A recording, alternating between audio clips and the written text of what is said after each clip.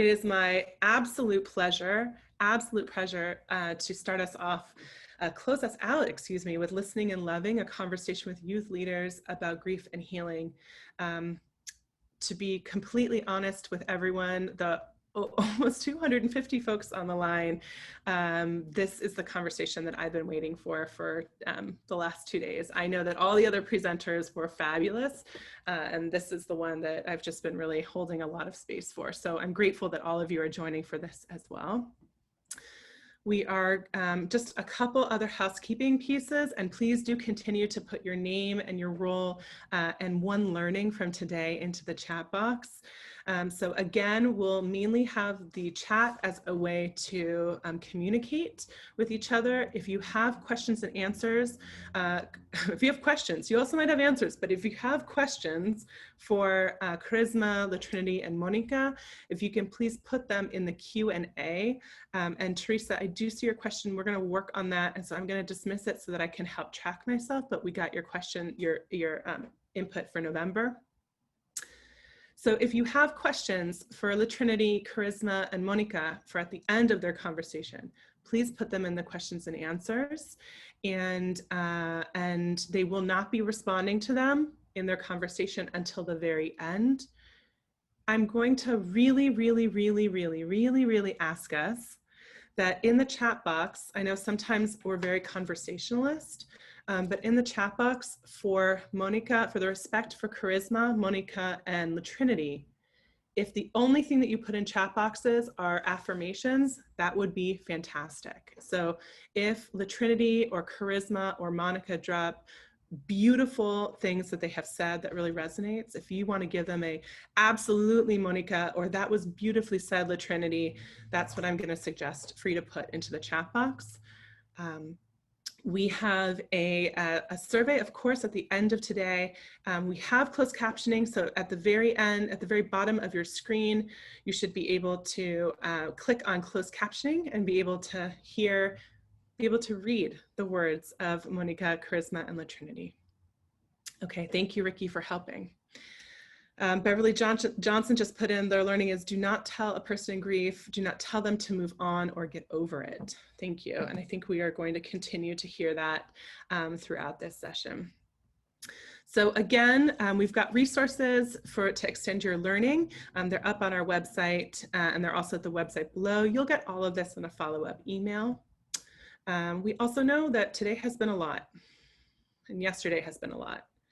And we want to provide you support. So if you need to get up and stretch, no one can see you. So you can get up and stretch and walk around and watch Monica and La Trinity and Charisma in a conversation, please do that.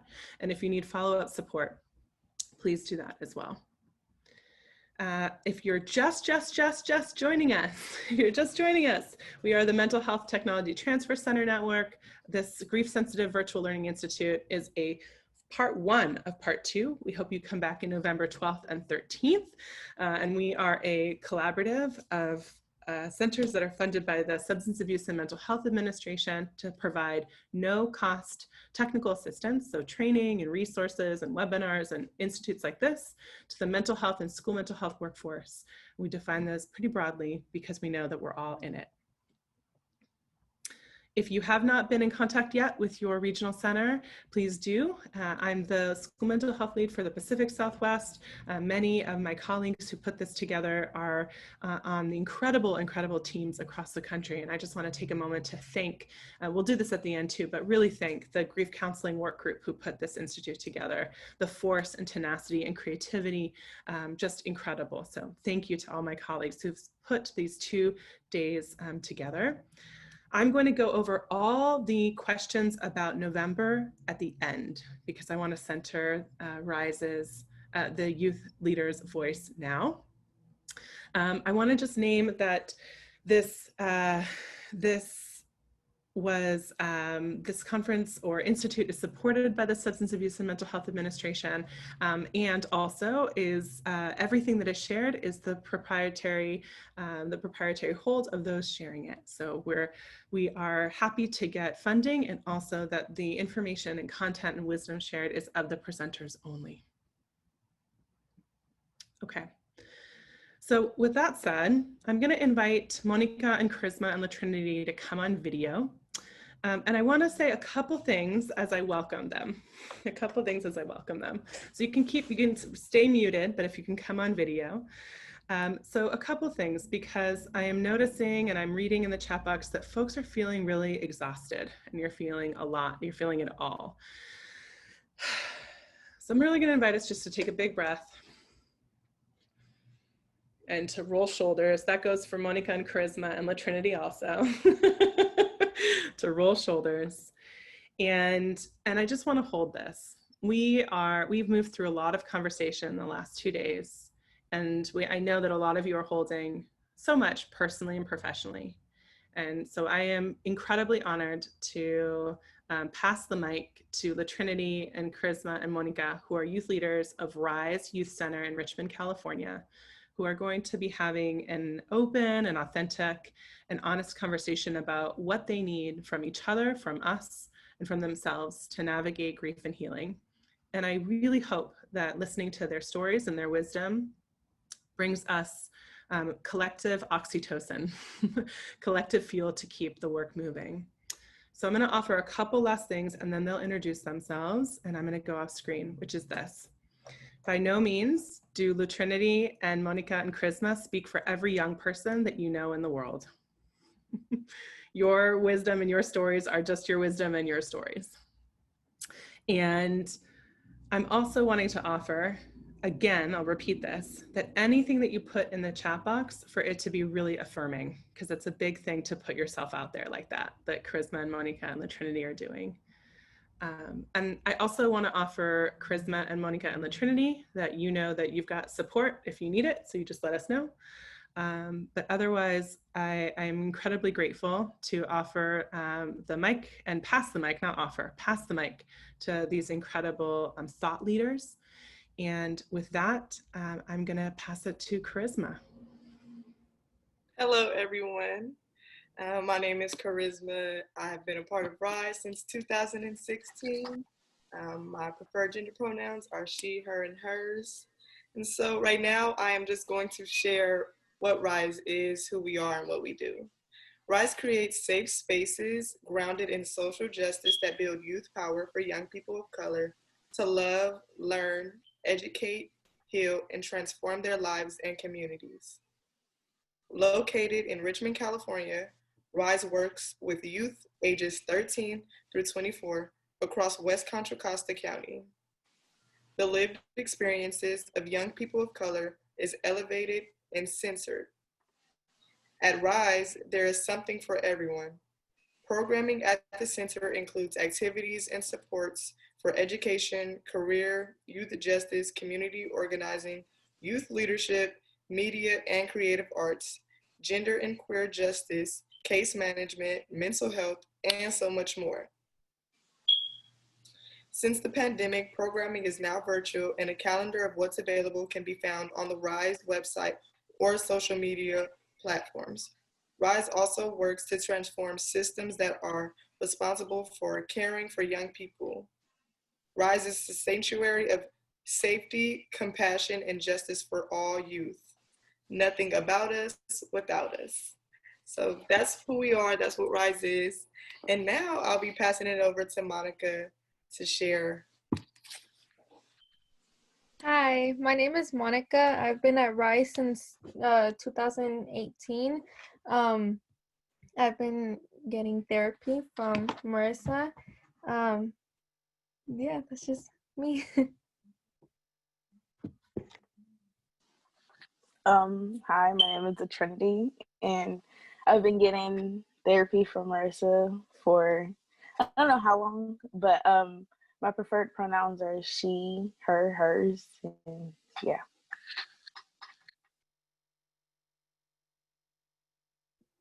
Monica, you can share first. Okay. So I wrote it down because I don't forget. For me, grief is something that's not very easy to describe, especially for me. I'm not the best at expressing my words and putting my feelings out into, words, but grief affects people in, very different ways.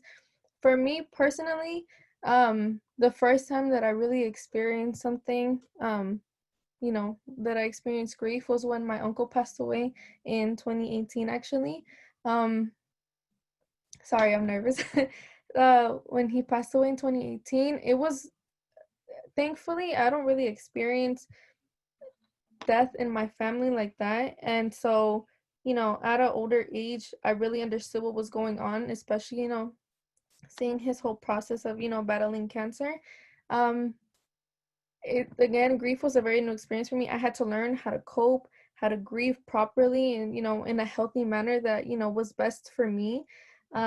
It was difficult. My life was turned upside down. It was something that I was never used to. On top of that, I wasn't the only one grieving. It was, my whole family grieving. And I didn't know at the time if I wanted to be the one to be comforted or if I wanted to be, the one who was comforting my family. Um, uh, Sorry. So for me, grief, you know, it looks like, for me personally, I feel like I look very emotionless, like numb almost. But for me on the inside though, grief feels like, just pain. Like it's not the most easiest thing to describe, like I said. Um, but for me, it's like more physical than anything. Your throat feels like it's closing, you want to cry, but you also, at least for me, I had everyone else's emotions to worry about. I didn't want to just, take care of myself, but for everyone else. Um, for me, grief sounds like just quiet, I guess. I'm not really one to express my emotions like that. So for me, grief was just more quiet than anything. Um, you know, yeah. So for me, when I found out that, what had happened with my uncle, I was actually at school and, I had to kind of hold my emotions in at school and I didn't get no time off, no nothing. So I had to deal with all of that, internally. My mom is one of those type of people who she also deals with it on her own. So she taught us, leave your personal life outside of school, outside of work, do what you have to do, don't let your grades fall, none of that. So thankfully I went through the school year passing my grades weren't the best, but one thing that I did appreciate from the adults at my school, for the ones who knew, was that they really gave, at least I'm grateful for them, that they really gave you time. They gave me time. They understood my situation. They were, they showed me a lot of empathy, and that's one thing that I really appreciate from adults, is to just, give us time.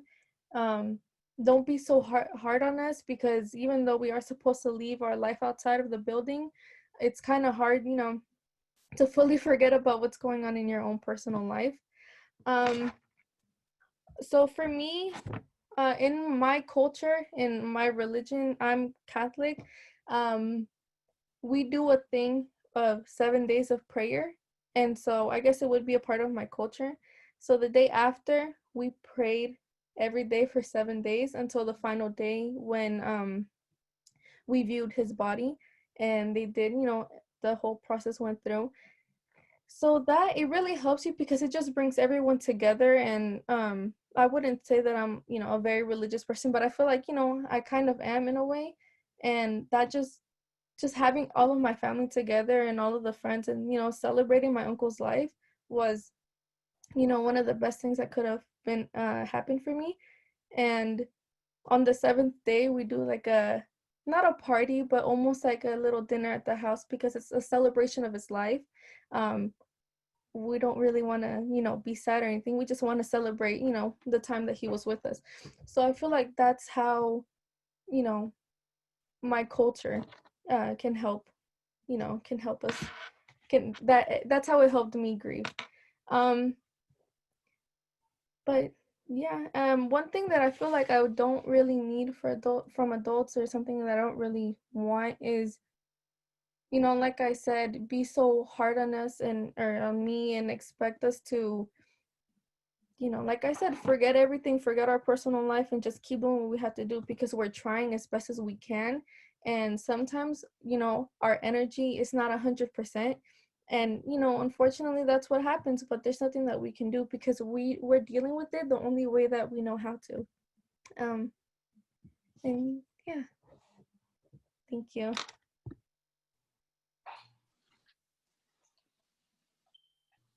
The Trinity, you can share. Okay. Okay. For me, grief is something that I don't really process because I've always internalized and told myself you don't have time to like feel your emotions fully because I'm such a fast-paced person that sometimes my emotions will just hit me out of nowhere and then I have to deal with it.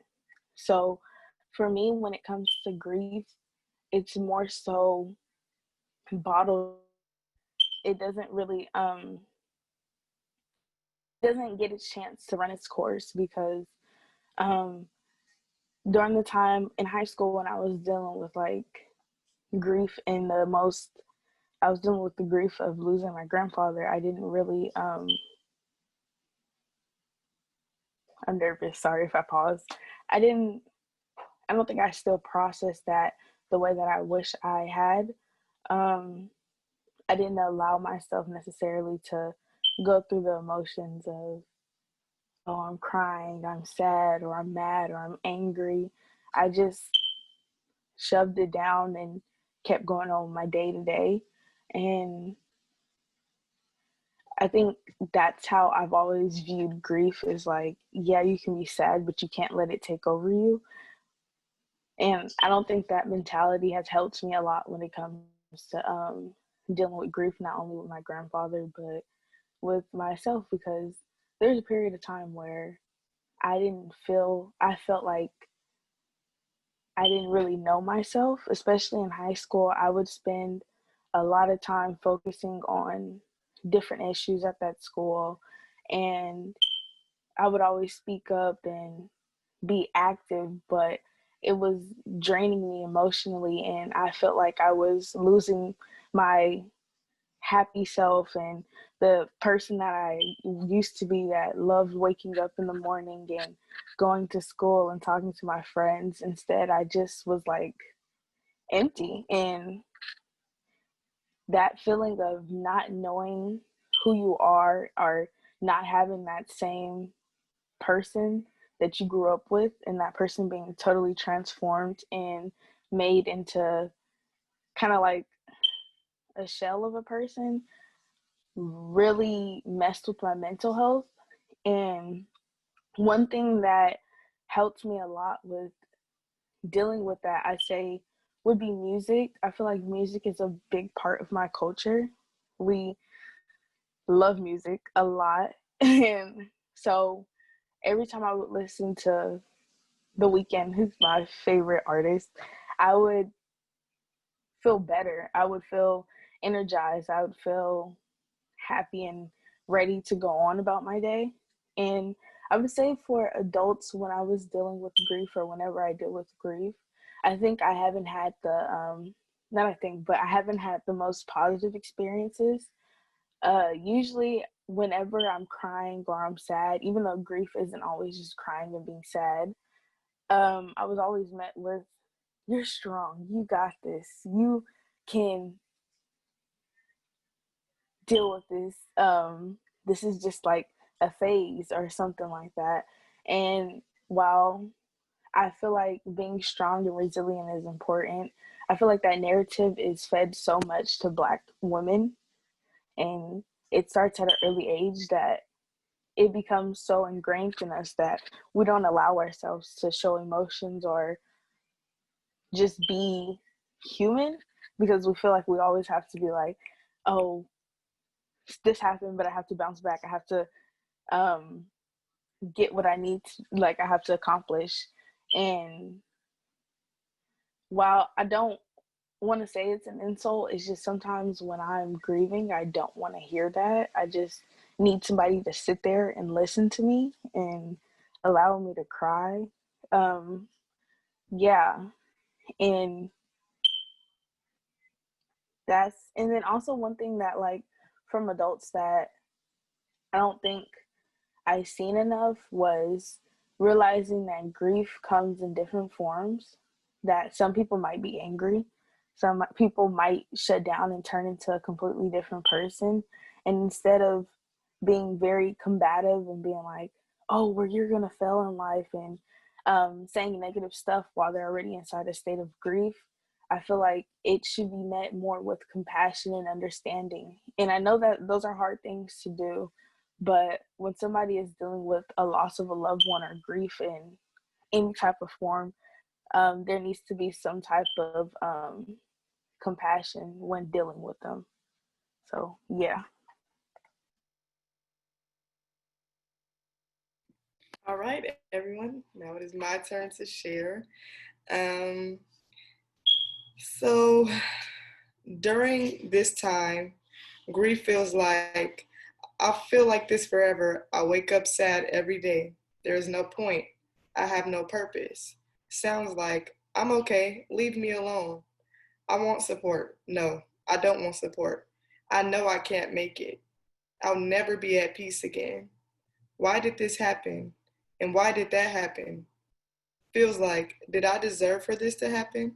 Am I experiencing this because of me? Is this real? Can this all be a dream? So many unanswered questions because I can't believe I'm experiencing all this pain. Healing looks like, sounds like, and feels like, one day I'm fine, one day I'm not. Should I already be okay? Why am I happy right now? Is it too soon to be happy again? Okay, let's write in my journal, meditate, breathe, pray, go on a walk. None of this is working. I'm trying. I have no hope. I'm not okay. Everyone believes that healing is peaches and cream, and it's really not. It's horns and thorns. I'm losing myself.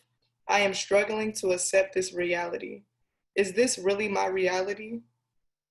Being a Black young lady, my Black culture has helped me heal because I'm constantly reminded that if we as a community have faced so much pain before, we can fight to see another day. I always remember that my many experiences are helping me realize that I am the rose that grew from concrete. In times of grief, we come together and lift each other up. It's a constant reminder that we are stronger united and very weaker divided. When I am experiencing grief, adults, please give me as many tools as possible to help me be at peace.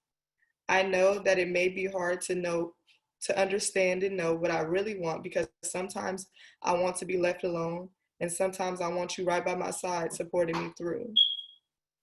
Understand that healing is a journey and not just the straight path. Please do not try to make it seem like I'll just be okay and that all it'll take is a few deep breaths and write it in my journal. Please be understanding that my attitude may change because I clearly experienced something that affected who I was. Remember that it's okay not to be okay, and that although you may want to make it all better, please try your best not to be the hero. Let me feel how I need to feel in order to grieve and heal. Lastly, please remember this quote. The reality is that you will grieve forever. You will not get over the loss of a loved one or something that you loved. You will learn to live with it. You will heal and you will rebuild yourself around the loss that you have suffered. You will be whole again, but you will never be the same. Nor should you be the same, nor should you want to. So thank you everyone for allowing all of us to share. And before we start the Q&A, Monica or LaTrinity, is there anything that you want to share? No, we're good. Okay, so now it's time for the Q&A. Thank you.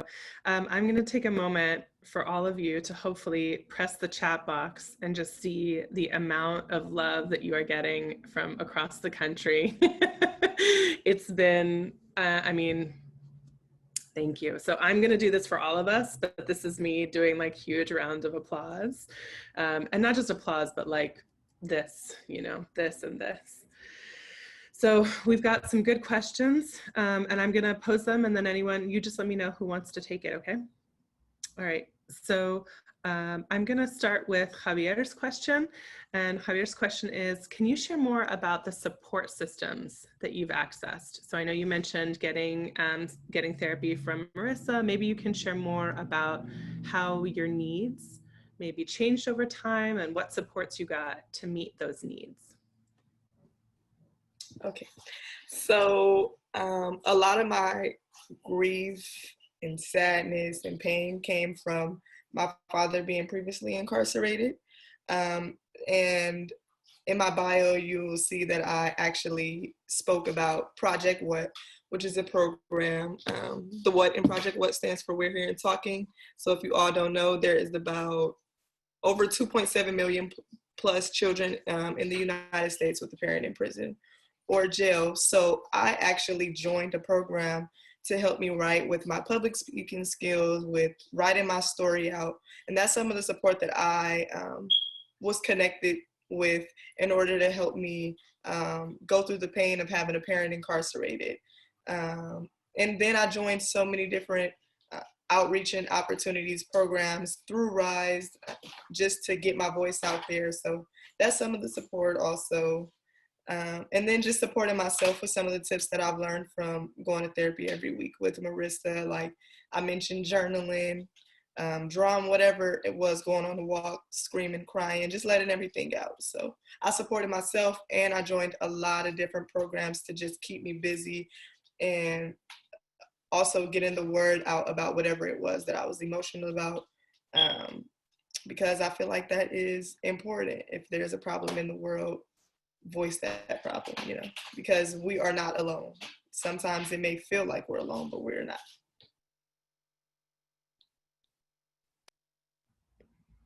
Thank you. LaTrinity, did you want to share, or Monica? For me, when dealing with the grief, I found that my friends were the most help, like being able to, and also Marissa. Marissa helped a lot just by listening and not, because I feel like a lot of times when you talk to people about how you feel, they respond more than they listen. But Marissa, she really listens and takes into account your emotions and your feelings. And I've never really had anyone who listens to me and just sits there, so that was amazing. And also my friends, being able to call them late at night, cry on the phone with them, cry together. Yeah, they have been the support systems that really helped me. Also my family, so yeah. For me, my friends did help, but I never really like to put like my baggage onto other people. During in 2018, like it says in my bio, it's like one of the worst years of my life. And my mom actually suggested, since my sister started going to RYSE, I think it was a year before me. She suggested it to me, and I've always been the type where I don't really feel like my problems are bad enough for me to be able to. I feel like, I don't know, I feel like other people go through so much worse that I feel like, oh, I can do it all by myself. But in these past couple of years, Marissa has helped me so much. She's been my like main the main person that I the only really one of the only people that I can really talk to. So yes, my family did help a lot, of course, with my healing, but Marissa played a really big role in that too. So yeah. Yes, I'm hearing friends, also family, and also support from like clinical or therapy support, and good. It sounds like good therapy support, not just therapy, but good therapy. I wanted to ask. Yeah, go. Yeah, please. Project What is the name of the program that I mentioned. Project What is based in the Bay Area, but if you go on the website and get in contact with them, they do travel if need be.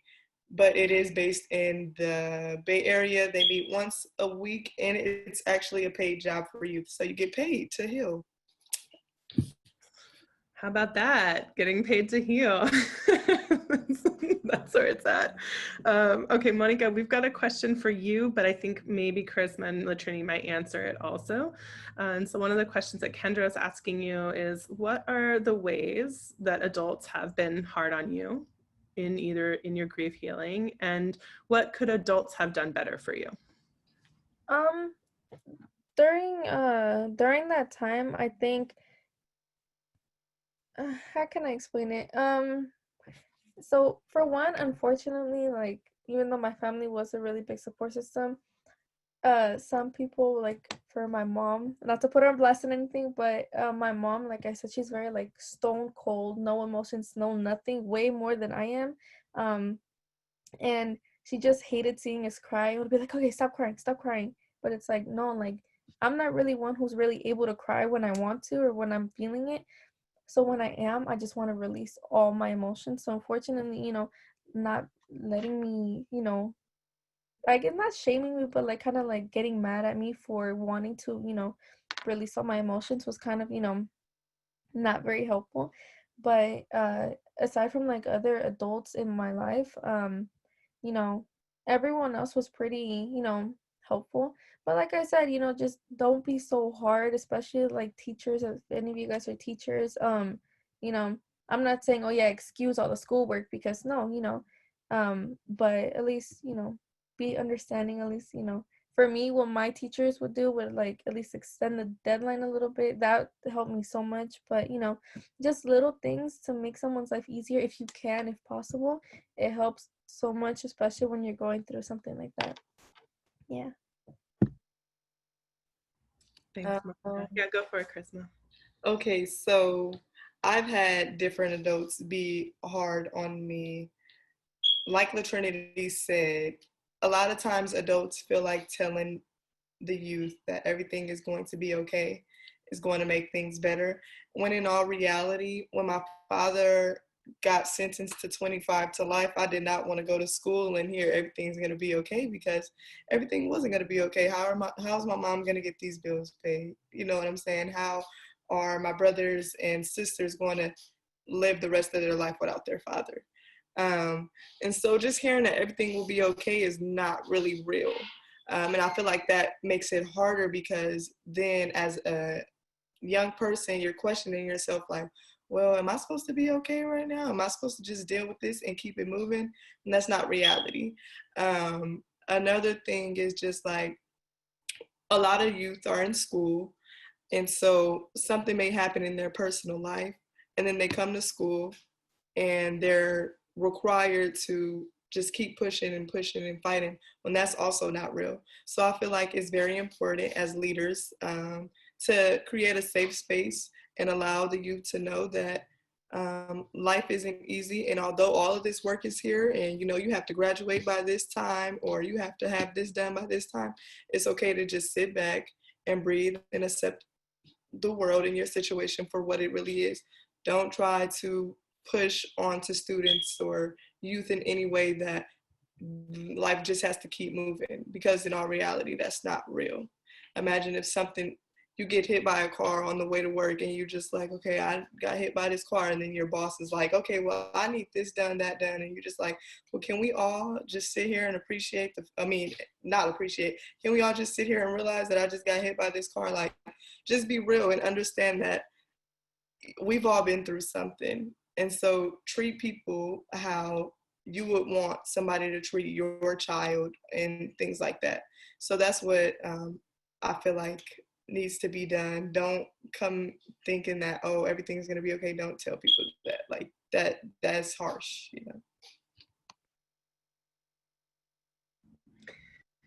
Thank you. That, I think, I don't know if we're offering the being hit by a car as a metaphor or literal or both, but the metaphor of that just like got me. Thank you, Charisma and Monica.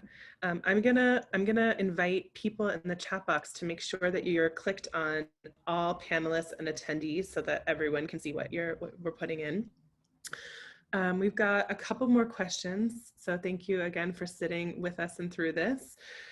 So I want to talk about the last couple months, like this year in particular, from the COVID. So I was hoping the three of you, if you feel so open, to share what the last couple months have felt like and what your grief story has been like and your healing story has been like in the last couple months. I'll go. For the last couple of months have been rough, especially with a lot of the protests going on, and constantly scrolling on Instagram and seeing another like Black person being shot, which is really traumatizing. So what's been helpful and what I've been doing is I delete social media, and it's like, and that helps me be able to like reprogram and deal with the world in front of me, because it's hard to deal with seeing my people get shot and fighting for their right to be, and also maintaining 5 classes. Like that's a lot to do. So yeah, I take a break and just breathe. This pandemic has been hard, only like mainly for the fact that classes, I'm privileged enough to live where I'm not really worried about like financials and being evicted. So my main problems have been with just classes and having to teach myself. And it's hard teaching yourself biology, but you know, you got to do what you got to do. So I've been finding real happiness with talking to my friends. They give me a sense of normalcy inside this weird time.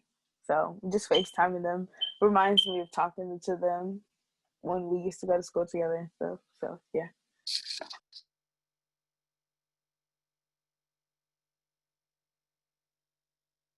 All right, so these last few months have been very hard for me. I definitely feel like I have like lost my mind, but I also feel like I needed to lose my mind to find myself again. Um, and so in the beginning of the pandemic, I was like, okay, you know, a few weeks, go on lockdown, we'll be all right. And then as time moved on, I was realizing that I wasn't really as grateful for like the little things like going to the store without having to wear a mask is like, okay, that's amazing.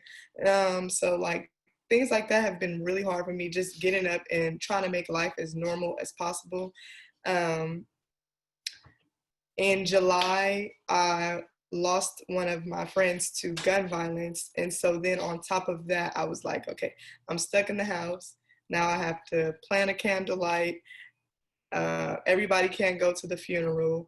And now I have to start my sophomore year of college, teach myself statistics because I need to be in class to really get the information. And it's like the world has no chill. No, everybody is caring for themselves in this world. So I'm reaching out to my professors and it's just like, well, this is our reality. So honestly, it's been really, really, really, really hard.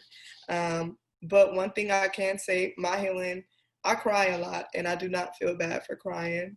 I scream if I need to. And I write so much. Like journaling has definitely been my piece. And just being so honest with myself and letting myself know that like it is really okay to not be okay. Like I can feel like this right now. We're literally in the middle of a pandemic. I felt really guilty for not being able to work, and then my mom had to tell me like, you know, it's not many people that, you know, can have jobs. So just being so real with myself has been a good part of healing, because honestly, if you feed yourself lies, it's going to make you live in this world that's not true. So a part of healing is just being real with yourself, getting all your emotions out and understanding that, okay, this is my reality and I have to adjust to it, and that's okay. So yes, I journal, I cry, I scream. And also I dance. That's like another thing, a personal thing. So I would just say, you know, find whatever it is that, you know, makes you happy or brings some peace into your life and do it 1,000 times. And especially because we've all had to be in the house. Well, I'm in the Bay Area, so everything is still on lockdown.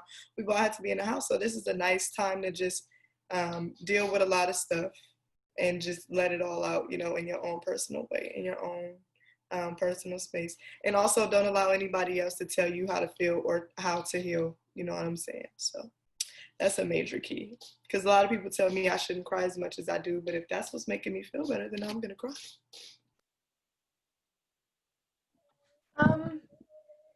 For me, there's been like so much craziness going on in the world, so much like unfairness in the world that, I wish I could change, fix everything, make everything, equal for everyone.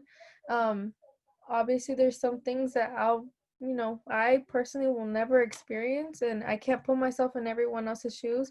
Even though as much as I sympathize, especially with like the Black Lives Matter movement, I am in support 100%. But I still, will never know. Especially me as a pale Mexican, I truly will never know what it feels like. But my heart goes out for everyone, that for everyone in the Black Lives Matter movement.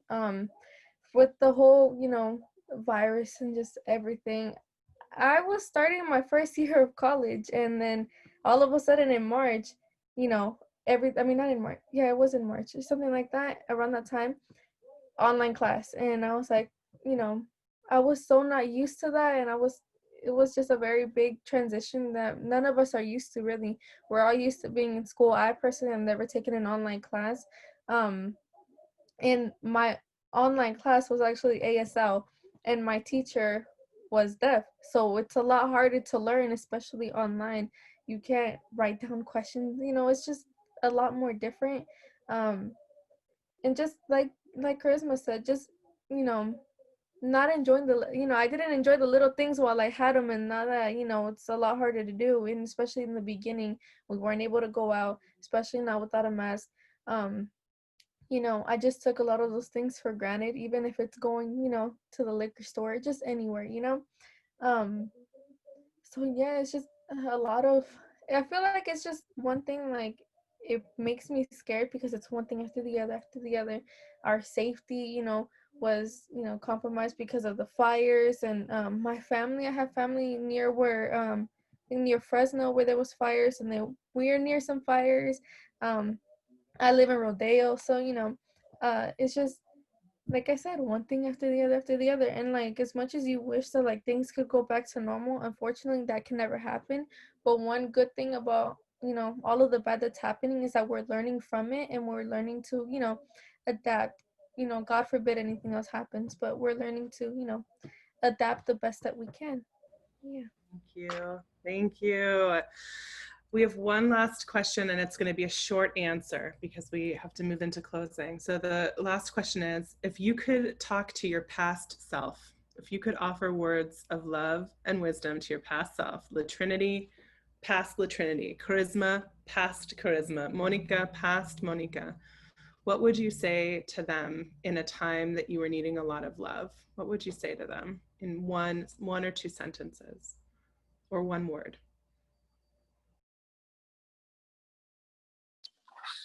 I think I would say to myself to cry and hug yourself. I feel like hug is like, yeah, just cry and love yourself. It's okay. It's okay to cry a lot. Okay, so I would tell myself to be grateful and fall in love with myself now. And what I mean by that is, as a young person, you don't realize that the things that's happening in your community is affecting you. I'm gonna make this quick. And so then as you get older, you're affected by the stuff that happened to you when you were younger. So basically fall in love with yourself at a really young age. And if I knew about affirmations, I would tell myself to look in the mirror every day and just fall in love with charisma. Yes. For me, what I would tell myself is, I know some people don't like to hear it, but I would tell myself, you know what, in the end, it's all going to be worth it. Keep pushing through. You're doing the things the best that you can to your ability, keep going. And I forgot what I was going to say. But yeah, just keep it pushing. It'll be okay in the end. Learn from your mistakes, grow from them. And yeah. Well, thank you. I hope that I can serve as your mirror for the over 300 people that were listening with you and just give you so many snaps and affirmations and thank yous that you are loved and you are beautiful and you are courageous and you are held and you are seen and you are heard. So thank you to the three of you. We cannot tell you how grateful we are for the time and the courage that you took to share yourselves in this virtual space. I'm going to invite you to go off video and mute yourself and take the time to read through the chat while we're closing so that you can get the goodness that folks are offering. So my colleagues, we're moving into our closing right now. I need to just take a breath. I hope that all of you can. I'm going to kind of like roll my shoulders and take a breath as I pull up our gratitude. To Charisma and Monica and La Trinity and to Marissa and to RYSE. We're so grateful for being our closing. You were exactly what we needed and is needed. So I want to say thank you to all of our faculty for the last 2 days. So every single person who offered their wisdom, their scholarship, their creativity, and their grief sensitivity to us. I'm really going to welcome you in the chat box to please put a note of gratitude to someone who was your teacher in the last 2 days. And we cannot tell you enough how grateful we are for you. All of our recordings and all the PDFs of every single session will be up on our main event webpage. Hopefully by the end of next week, you'll get a ping of when they are ready. Please be patient with us. We have to work with all of our panelists and presenters to make sure that everything is ready for you. But such great learning, such beautiful and powerful exchanges in our breakouts. Thank you. So I want to talk about a couple next steps. I'm really going to encourage you to give us some feedback in the closing evaluation. We're also going to send you an email with all the evaluation links because as you know, on November 12th and November 13th, we're coming back. It's part 2, same presenters, round 2, deeper dive to extend your learning because we know that part about being grief sensitive is not offering a one-time thing, but offering a continuous and continual learning experience. I'm seeing all the thank yous to Doug Smith, thank you to Jill Johnson, gratitude to everyone. So again, what's next? November, same time, same speakers. Some of the speakers will speak at different times. You'll get the full brochure. We have learned a lot from the last 2 days about the structure and technology and access. So trust us, we are going to make it better and stronger and cleaner and more accessible next time around. So please join us. Please access the fact sheets that our colleague Andrea and Mindy and many others put together for you to continue your learning. So please come back next November 12th and 13th. Please register through the Eventbrite so that you're part of the listserv so that you can get all the information that you need to get. Okay, oh, that was it. I'm gonna stay right here. We are closing and we've got about 5 minutes to close. So I cannot tell you enough how grateful I am and I hope I'm gonna get everyone. I'm gonna ask Ricky and Andrea to help me if I don't get everyone, but I wanna thank Ricky, Andrea, our colleague Jessica, Heather, I'll thank myself while I'm at it, and my colleagues Dennis and Matt for all the graphic design and visuals and website support, for Mindy, for PJ, for Kati, for Jennifer, Jennifer's colleague Christine, for Lou, for Angel, and I hope that I'm not forgetting. Please let me know if I'm not on purpose forgetting any of our team, but only because it's the end of a very long 2 days. Every single MHTTC that contributed to this last 2 days, it has been an incredible joy, personally and professionally, for all of us to provide this for you. Please make sure as you exit to put in all panelists and attendees a note of gratitude so that we can stay in affirmation. And I really encourage you to hydrate. I said it yesterday, grief is dehydrating. So please hydrate.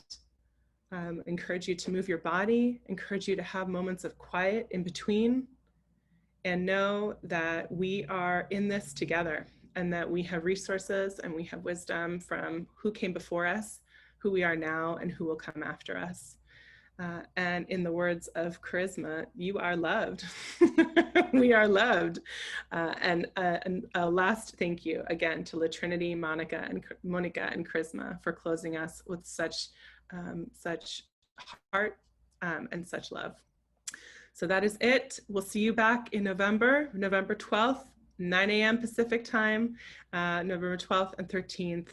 And to all of you, we wish you a healthy and held, connected, and courageous weekend and days after. We'll see you in November.